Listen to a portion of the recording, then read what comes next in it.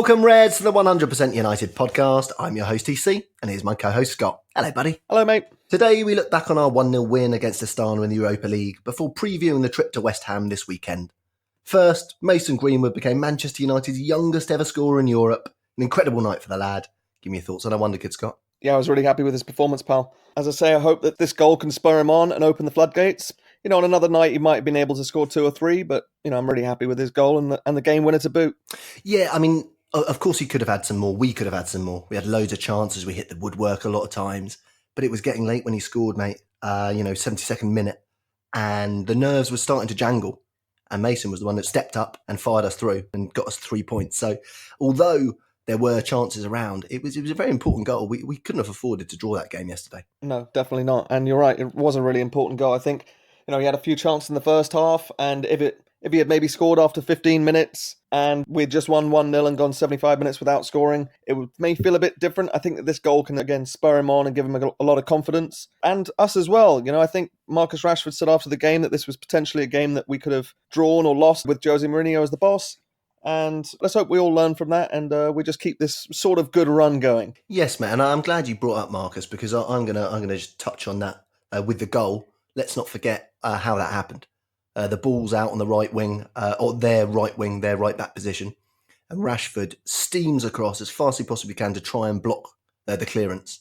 They had no right really of blocking it at all. We didn't. They messed the clearance up. Went to Fred. Fred spreads it wide, and we end up scoring through Mason Greenwood.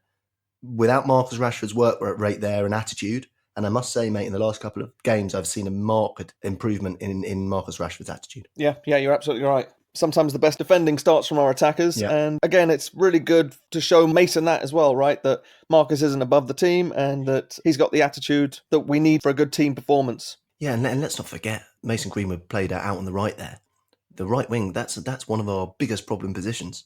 So if we've got someone out there who not only is so unpredictable in terms of which way he's going to turn, he's a bona fide goal scorer too. It can't be a bad thing. It's all positives from that side of Mason Greenwood for me. Yeah, I was surprised. I thought, given the lineup, that Chong was going to be playing out right, Marcus on the left and Mason up top. I was a bit surprised to see Mason playing out right for so long during the game. Yeah. I'm just happy wherever he plays, but I think that he's probably the most lethal when he's playing up top. But as the game went on and the need for a goal got stronger and stronger, he did move in field a bit, and that shows good maturity. It does, and I know we touched on it in pre-season, Scott. We had a little chat about the comparisons with a former United man, Robin Van Persie. Mm-hmm. Shades of Van Persie with that cut onto his right, wasn't it? Definitely was. And I have to say, Scott, I haven't heard people praising the finish. He threaded it through that keeper's legs. That wasn't a hit and hope. On his right foot, he's threaded that in. Yeah, as I say, as the game dragged on, the need for a goal got more and more, the pressure got more and more, and it was just really good to see him not buckle under that pressure and, if anything, thrive under it. He does seem super cool, Scott. He really does. He seems cool in his attitude. He's 17 years old.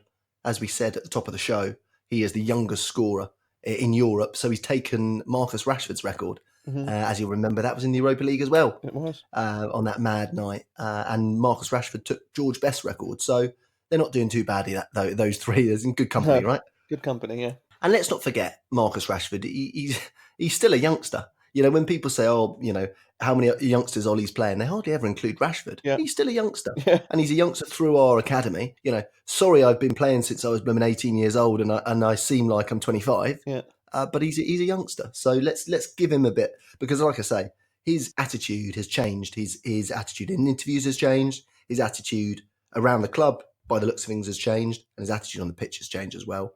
And I can't credit him highly enough for that. Yeah, and there was a really nice, touching moment this week as well. A lifelong United fan in America had contracted a terminal illness, and he said his wish was to watch United at Old Trafford, and they were trying to raise money through GoFundMe. And Marcus just tweeted them directly and said, send me a DM and I'll sort this out for him.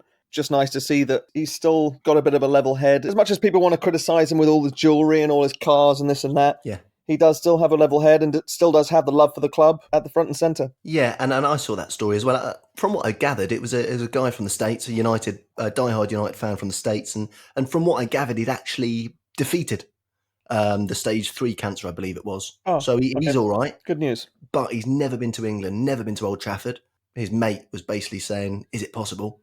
and Rashford made it possible. So, yeah, fantastic stuff. Yeah. And like we say, we know from the map of our podcast, we have listeners all around the world. United have fans all around the world. It's nice to see Rashford touching bases with them. For sure.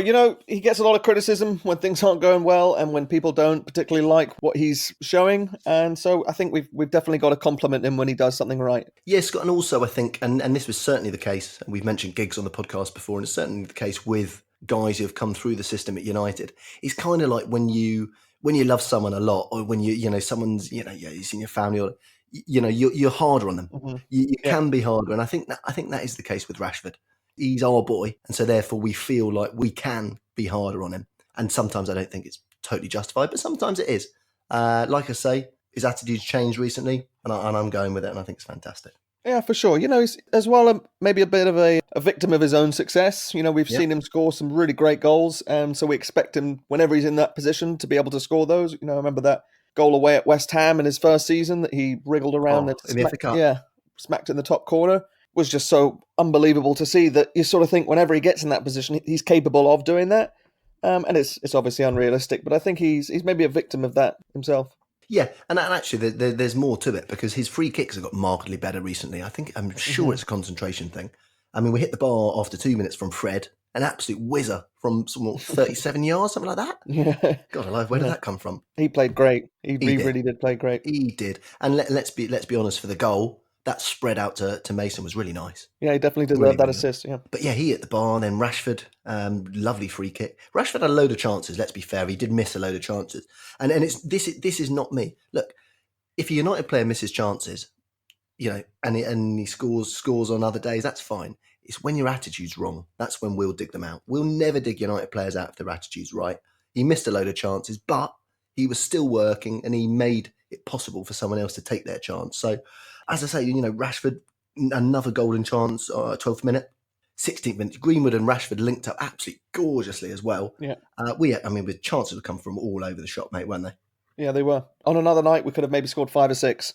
I would put Rashford's finishing down. It was just a bit unlucky. He wasn't poor finishing. The keeper made a couple of miraculous saves. Yeah. And again, on another night, he could have scored a hat-trick before half-time. Yeah. And then just after half-time, what about Angel Gomez, that little thread through to Rojo? What was that all about, eh? Yeah, he's got some special stuff in his locker. And he does. I think the more he plays, the more he has a bit of confidence.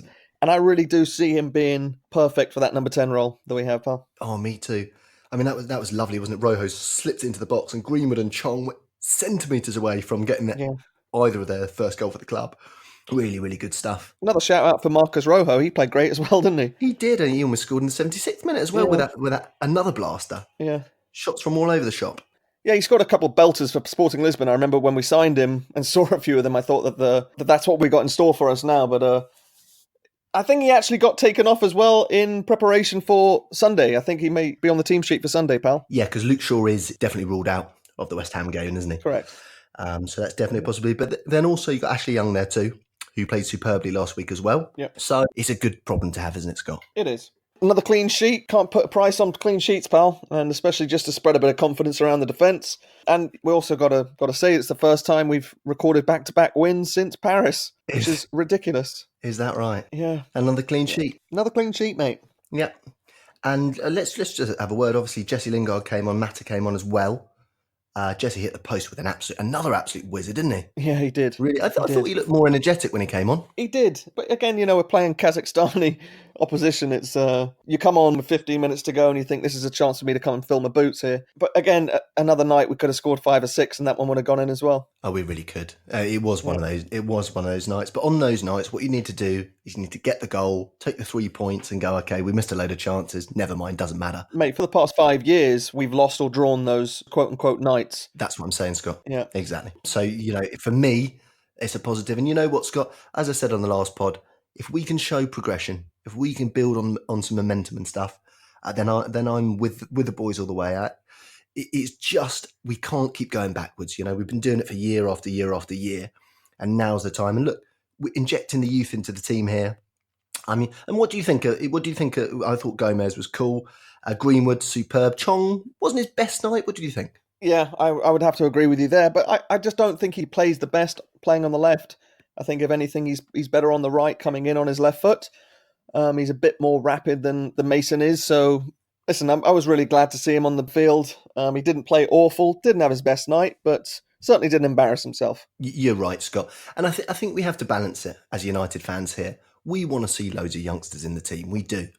But we've discussed this previously on the pod that youngsters need experienced heads around them. And we don't have a great amount of experienced heads there. So we do have to play it a bit by bit. I know Ollie said that he's going to be a similar team against Rochdale. Yep. So we're going to see these boys again, which is going to be great. And, and I really enjoyed seeing them get a run out.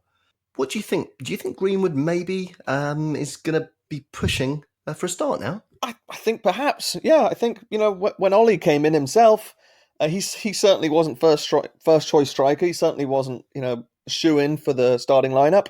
But he just kept, he scored a couple of goals. He scored one in his debut and just made it harder and harder to drop him. Well, he scored in his first 4 games, didn't he, Ollie, I think? Yeah, he did. And it just made him impossible to drop. I know. We spent 1.5 million on him in the summer that we were spending a bit more money here and there.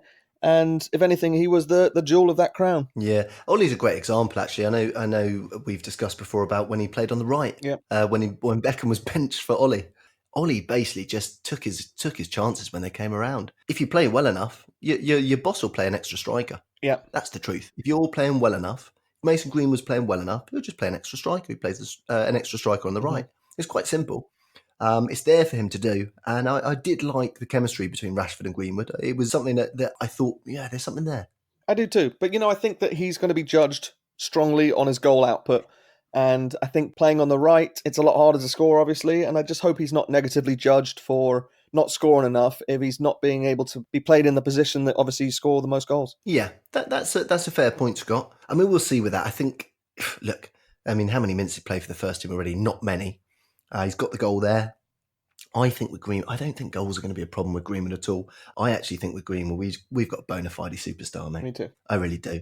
We've been watching United for a long, long time. It's very, very rare we nail our blooming flag to the mast and say this guy's going to make it big time, because we know out of a group of 10, you'd be lucky to get one world class first teamer. You really would. But you know what? It's not just him. I love the look of Angel Gomez. I really do. I think he's a very, very different player. And then there's been a few rumours going around that Barcelona are eyeing up Angel Gomez. Have you seen them, Scott? Yeah, well, he's yet to sign his first proper professional contract, right? Mm-hmm. So he's available for a tribunal fee or whatever it is. I think we need to lock him down. We just signed Teden Mengi, the young, ridiculously rapid centre-back. We signed him up today. Yeah. I know Mason Greenwood's got a contract coming up too, his first professional contract. I'd really like to see us lock down Angel Gomez for at least 4 or 5 years. Yeah, he's the kind of player, to me, we've been lacking for a number of years, actually. Mm-hmm. A person who can pull the strings, but is also quite dynamic. Mm-hmm. We either have someone who's dynamic who can't really pull the strings, or we have someone who can pull the strings, but they're not very dynamic. Mm-hmm. Lingard or Mata, basically. So with Gomez... But he's sort of a mix between the two, isn't he? Yeah. He's got the pace of Lingard and the meticulousness of Juan Mata. And like I say, that little thing he did to release Rojo was outrageous. Yeah. Absolutely outrageous, really was. Yeah, he's naturally ridiculously skillful, and he's sort of an old school mix of like Nani and Anderson for me. He's okay. For some reason, I always think of Anderson when I see him. It might be the fact that Gomez wears his shorts halfway down his bum like Anderson did. It's true, right? Yeah. But yeah, he looks fantastic, mate. Really good. A little word about Axel Tuanzebe. Wonderful. I mean, he's playing next to Phil Jones, and you're sitting there like, wait, which one's the one who's played 150 games, and which one's the one who's only played a dozen games? It all started when he walked out, didn't it, Scott? He's looking like an absolute unit. You're like, yeah, I'll have a piece of this. Yeah. Absolutely fantastic. Monster. And what an attitude. He's brilliant, isn't he? Yeah, I really have high hopes for him as well. And if we are going to carry on in this competition and as well be able to blood some youngsters in the League Cup as well, I really hope he's going to get some good experience this year. And he could definitely overtake Phil Jones in being the backup centre-back. Yeah. Although Phil Jones did have that one great run, didn't he? He did. I don't think you can really pinpoint anybody and say they had a bad game. I think that it was a pretty good team performance all round. There were a couple of players who had very good games and a couple of players who had good games. But nobody was really. I thought Diogo Dalot as well was very energetic down the right. Yeah. I was happy with the commitment that everyone put forward. I was happy that we ended up getting the result in the end. Yeah. The performance was a bit lackluster. I think again against that team on another night we could have scored 5 with exactly the same performance. Although we did make loads of changes, didn't we? We made loads of changes. We had a load of youngsters. But you are right, Scott, and we do have to watch ourselves when we go to Kazakhstan, because this was at Old Trafford, and they fair play to them. You know, they've held us to 1-0 at Old Trafford. That's an amazing day in their history. We need to watch out when we go away there.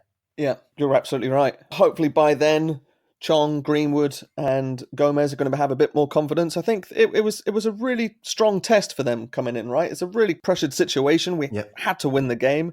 You know, when you think of blooding your youngsters and you want to blood them in a game that is nailed on that we're going to win, and if we lose it, it's no big deal. But this was a game that we had to win. Yeah, and I think it's good for them. And as Ollie said, Rochdale, they get another go, and we'll see them grow. So you know what? Maybe we can make use of this Europa League. Of course, we don't like it. We've seen the Champions League Tuesday, Wednesday, and then we're the after party, aren't we? And not a good one on the Thursday night. Yeah. But if we can use it to get our youngsters through, and we can use it to build these players on the periphery up, and hopefully qualify for the Champions League somehow as well, why not, eh? Absolutely. You know, a few years ago when we had a few injuries and Marcus Rashford was able to make his debut, playing in the Europa League sort of gave birth to Marcus Rashford being in our first team. So if that can happen again this year, we'll be really happy. And I mean, I'll be honest with you, I think if we were in the Champions League, we wouldn't have necessarily have a good chance of winning it. But this, we maybe do. Yeah. You know, that night a few years ago in Stockholm that we won against Ajax lives very long in the memory. I think that we can maybe go down that road again. Yeah, and you know what, Scott? Maybe it's already happened. Maybe we've already seen the new Marcus Rashford, because Mason Greenwood became the youngest ever United scorer in Europe. Maybe that's the start. We'll see. We'll see on Sunday. Just a little thing. Victor Lindelof signed a new contract this week, extended his stay at Old Trafford. What do you think of that, mate? I thought the timing was a bit off, if I'm honest. I think he's been playing worse than he's playing last season. And when you hand someone a contract when they're playing worse, but I know it's all about timing. It's all about not letting them go into January and not letting them go into the next 6 months of the contract and all that nonsense. But really, I like it when you get rewarded for good performances rather than getting a contract because we don't want you to leave for a low price. But these contract negotiations didn't start in the last couple of days, right? No, I know. They would have started weeks ago. And if anything, it might actually explain his drop in form. As we can see from contract negotiations, that they can alter your mindset and your form. We really need to solidify that back five, and now we've signed De Gea, we've signed Lindelof, we've got Maguire for 5 years, we've got Wan-Bissaka for 5 years. Tuanzebe's coming up. Yeah, we really need to have those lads playing together as much as possible and make it difficult to penetrate. Yeah, and actually, you just touched on another point there just quickly. I know we mentioned De Gea on the last pod and his contract update. Ollie actually did say, didn't he? Did you hear? He said that when David De Gea is concentrating 100%, he's the best. Now he can concentrate. So Ollie was intimating that Dave was distracted by the contract negotiations, like we intimated a number of weeks ago. Yeah, it was pretty easy to see, wasn't it? I think that when you're trying to secure a contract to make you the best paid goalkeeper in the world in history, you have to sort of upkeep a certain standard. I think it's impossible to upkeep the standard that De Gea has set himself. He didn't, but we still gave him it, so. Yeah, it's true. You needn't have worried. He should have just chilled out and carried on. Don't worry about it, mate. Don't worry. You know what we're like. We'll give you the cash anyway. It's fine. It's a giveaway. Don't worry. That's a good point, yeah. Didn't think of that. Anyway, mate, on to West Ham. Sunday, 2:00. Away to West Ham. They're on the same points as us. 8 points. It's not going to be an easy one. Never easy going to West Ham. They love playing against Manchester United. They hate us so much. It's going to be carnage. Not quite the old days of Upton Park that you used to love, mate. I know that. Yeah. But what do you think, mate? It's a huge banana skin, isn't it? Huge banana skin, mate. Really is. They've had a week off. They didn't have to play midweek, obviously. We're going to play a much different side.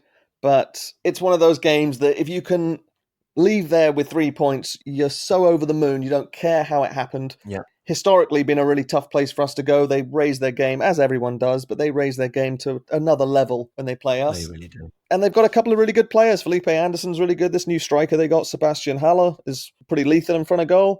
I'm a little bit worried about it, but I think we might be able to pull through, pal. I hope so, buddy. For me, this is a monumental weekend. We lie on 8 points. West Ham lie on 8 points. Arsenal lie on 8 points too. We play Arsenal next Monday. Yeah. So it's crunch time, mate. Yeah. It really is crunch time. We haven't behaved ourselves at the start of the season. We've been awful. Let's not mess around here. Yeah. We've got away with this, and we're still in the mix-ish. We need to crack on. We need to keep this momentum. We need to beat West Ham and then go into the Arsenal game with a bit of protection, and obviously demolish Arsenal too. But it's critical, mate. This for me, we're kind of at crossroads. This is it for me. We need to crack on and keep that momentum.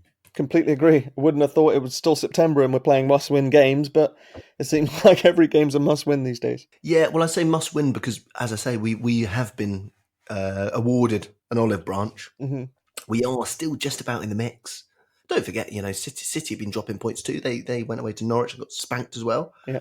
This is the thing, mate. If you can just stick in there, then you forget about the first few games of the season. They weren't great, we know that. But if we can overcome West Ham and then go into the Arsenal game, we're actually looking all right, mate. No, of course.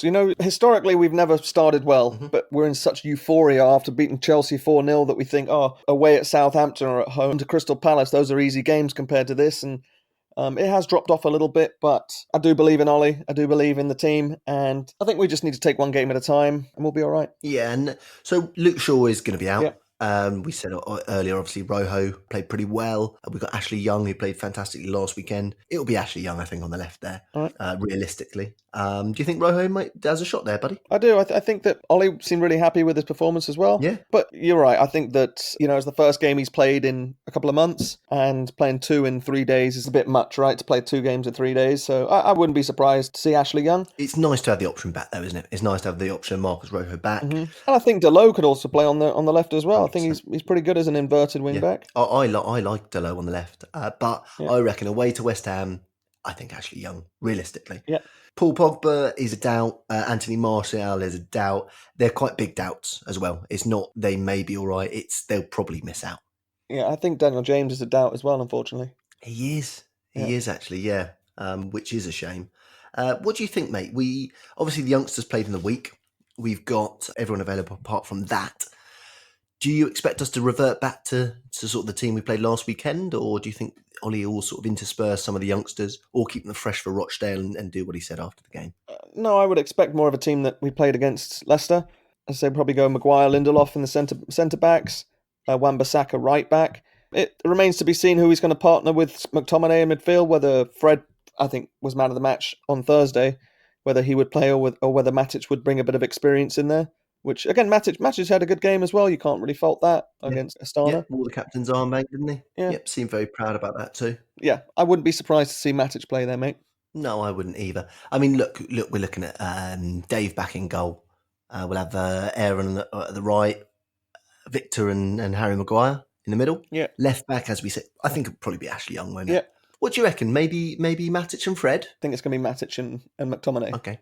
And then further forward, what do you think, pal? Will Rashford start? Yeah, he's got to start up top, right? But what if, so you're saying Daniel James is a doubt. Yeah. Are we going to see one of the youngsters start? I think Mason's probably going to start on the right. Yeah? Mata and Lingard somewhere in there as well. I could live with that. I could definitely live with that. If Mason's on the right, I could definitely live. I think at West Ham, maybe Jesse's energy is a big plus point, really. Yeah. And Mata's free kicks as well, because I think that West Ham always give a lot of free kicks away. And we need someone who can probably take a free kick. Well, we do, mate, because you mentioned earlier that Rojo used to score for Sporting Lisbon, didn't you? And we know, we all know that Victor Lindelof used to score for Benfica. And we all know Harry Maguire used to score for Leicester. But they blooming come to United and we can't put a cross on anyone's head. Yeah, I find it amazing that we're still waiting for someone other than a forward to score this season. It's crazy. Yeah, I've got to keep betting, haven't I?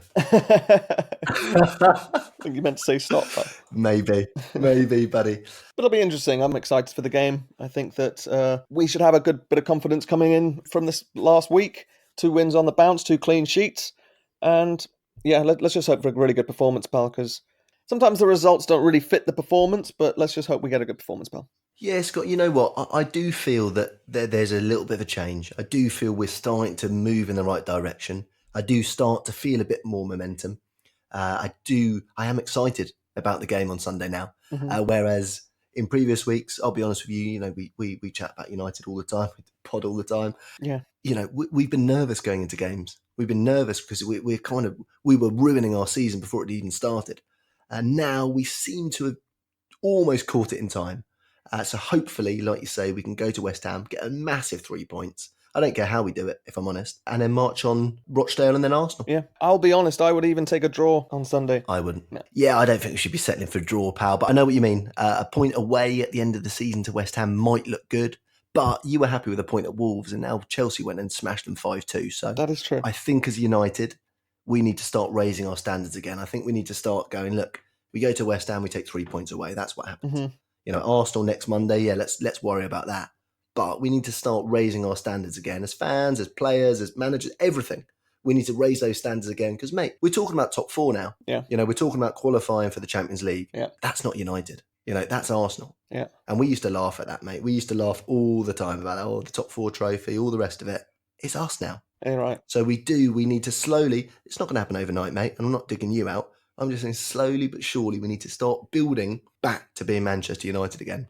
Otherwise, we'll be like Liverpool 30 years without a bloody title. Yeah, you're right. You know? But I see it happening. We are moving in the right direction. I do see the attitude of the players, the attitude of the manager, the attitude of the club as a whole pushing in the same direction. And if we're doing that, we United, we can do anything, buddy. Yeah, let's hope so. Absolutely. Anyway, thanks for tuning in again, Reds. Let's hope we can pick up a bit of momentum from here. Remember to hit the subscribe button and share the 100% United pod with your fellow United fans. Thanks for joining me again, Scott. Thank you, mate. Cheerio, Reds. Ta-ra.